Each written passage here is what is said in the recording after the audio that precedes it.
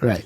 So our approach, coming to approaches, the big bang, which is being done now, okay, raise everything, even collapse some, and bold attempts look for 20 billion, 30 billion and try and resolve it, which, by the way, could have gone to the same banks. Okay. Right. You didn't close them like we were doing, following the impact. Or the structural gradualist approach, which, because of the risks that to the economy, which you pointed out, we thought was, and I think we've been vindicated that it's a better option. And you also saw the issues of corporate governance, the excessive risk taking, and some of those issues. The audit was done in IRA. Okay. Yeah. And it forms the basis for some of what I'm talking about. There may have been 2 audits, but the first one was done. So how are you going to deal with those issues, like lending to companies that were affiliated to the banks, among others? Yeah, Bank of Ghana, was to tighten. Remember, we did the Banking Act. We did some tightening and whatever. So, as a response to the very first issues that were coming up. Okay. Another thing which we put in place was the insurance, the depositors insurance, which Ghana didn't have, but many countries have. So which says that banks should contribute to an insurance fund. Okay. So that when something happens like it is happening now, right, like it is happening now, small depositors will benefit, in particular will benefit. Okay.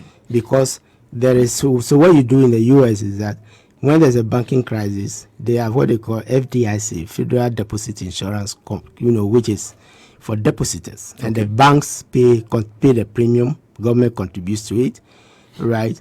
And so when something happens to a single bank or to a group of banks, then you fall on it. But it pays only a minimum amount. Okay. So it can say, when something happens, we have insured up to, say, 10,000 or 15,000. For many people, microfinance, savings and loan, that's all they have in the bank. So they can be catered for. And even a guy who has 100 million, well, it may not be good respite, but at least 10,000 or something. So and they know the risk. So we put in that law as well. So we're doing those.